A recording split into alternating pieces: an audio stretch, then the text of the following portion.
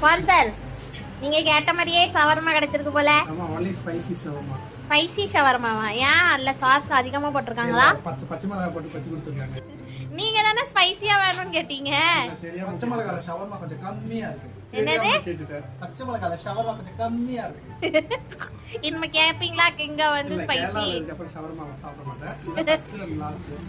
கேரளாக்கு வர யாருமே ஷவர்மா ட்ரை பண்ணுங்க. ஆனா ஸ்பைசியா வேணும் மட்டும் ட்ரை பண்ணாதீங்க. ஏன்னா பச்சை மிளகாய் ஷவர்மா கொஞ்சம் கம்மியா போட்டு கொடுத்துருவாங்க.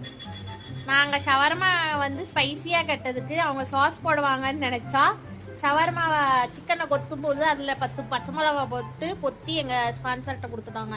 எங்க ஸ்பான்சர் ரொம்ப ஆமா எங்க ஸ்பான்சர் ஆல்ரெடி ஒரு ஷவர்மா காலி பண்ணிட்டாங்க. இது ரெண்டாவது ஷவர்மா. குடுக்குறங்கற பேர்ல வித்துட்டு இருக்காரு. அவர் ஒரே ஒரு வாய்தா வாங்குவாரு. மிளகாய் மிளகாய் பார்த்து இதான் ஸ்பைசி ஷவர்மா. Spicy shawarma.